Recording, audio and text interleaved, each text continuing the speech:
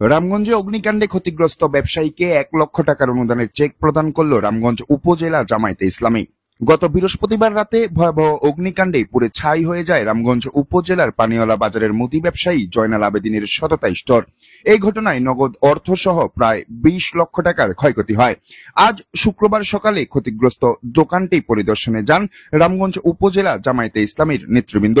এ সময় রামগঞ্জ উপজেলা জামায়াতে ইসলামীর আমির ও লক্ষ্মীপুর ১ আসনের সংসদ সদস্য পদপ্রার্থী নাজমুল হাসান পাটোয়ারি ক্ষতিগ্রস্ত ব্যবসায়ী জয়নাল আবেদিনের হাতে ১ লক্ষ টাকার অনুদানের চেক তুলে দেন। পাশাপাশি নেতৃবৃন্দ পরিবারটির খোঁজ খবর নেন, সান্ত্বনা প্রদান করেন এবং দ্রুত এই ক্ষতি কাটিয়ে উঠতে আল্লাহর কাছে দোয়া করেন। এ সময় আরো উপস্থিত ছিলেন রামগঞ্জ পৌর শাখার আমির, উপজেলা ভাইস চেয়ারম্যান পদপ্রার্থী অ্যাডভোকেট মোহাম্মদ হাসান বান্না, ১০ নং ভাট্টা ইউনিয়নের চেয়ারম্যান পদপ্রার্থী ও ইউনিয়ন সভাপতি জাকির হোসেন শিকদার, জামায়াত নেতা জামাল হোসেন, আলমগীর হোসেন বিপ্লব, মাসুদ আলম সহ বাজারের ব্যবসায়ী ও স্থানীয় নেতৃবৃন্দ। আমাদের ভাই আজকে তিনি বিপদগ্রস্ত হয়েছেন। আল্লাহ রাব্বুল আলামিন কাকে কখন কোন বিপদে ফেলেন, মুসিবতে ফেলেন, আল্লাহ রাব্বুল আলামিন ভালো জানে। নিশ্চয়ই আল্লাহর সকল সিদ্ধান্তের মধ্যে কল্যাণ রয়েছে। আমাদের যে ভাইটা আজকে ক্ষতিগ্রস্ত হয়েছে, আমরা আল্লাহ রাব্বুল আলামিনের কাছে তার জন্য দোয়া করি, যাতে করে তিনি খুব দ্রুতই এই ক্ষতিকে পুষিয়ে ওঠার সেই তৌফিক আল্লাহ রাব্বুল আলামিন দান করে এবং তার যে ক্ষয়ক্ষতি হয়েছে আল্লাহ রাব্বুল আলামিন তাকে যাতে অতি দ্রুতই এটা পুষিয়ে ওঠার তৌফিক দান করেন। আমরা এখানে বাংলাদেশ জামায়াত ইসলামী রামগঞ্জ উপজেলা শাখার পক্ষ থেকে আমরা এসেছি।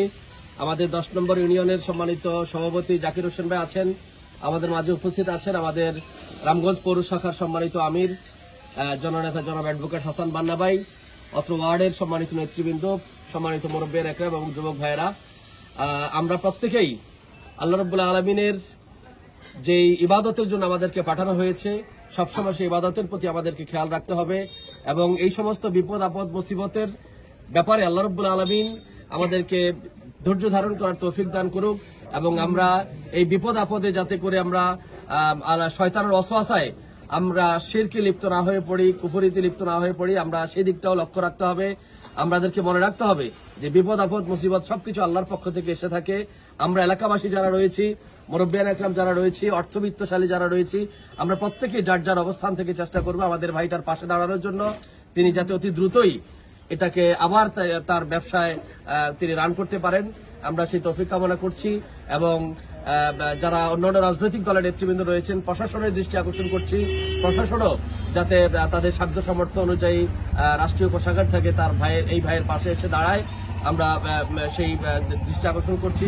আর এর পাশাপাশি আমাদের প্রত্যেকেই আমরা যাতে এই এলাকার উদ্যোগে, এলাকাবাসীর উদ্যোগে আমরা ভাইয়ের পাশে দাঁড়াতে পারি, সেই উদাত্ত আহ্বান জানাচ্ছি আপনাদেরকে। বাংলাদেশ জামায়াত ইসলামী মানবতার কল্যাণে কাজ করে যাচ্ছে, আমরাও চেষ্টা করব আমাদের সাধ্য সামর্থ্য অনুযায়ী, সাংগঠনিক ব্যবস্থাপনা অনুযায়ী ভাইয়ের পাশে দাঁড়ানোর জন্য। আর আমাদের জন্য দোয়া করবেন, আমরা যাতে এই ধরনের কার্যক্রম সামনের দিকে আরো এগিয়ে নিয়ে যেতে পারি। আল্লাহ আমাদের তৌফিক দান করুক। রামগঞ্জ সমাচার, আপনার এলাকার আপনার সংবাদ।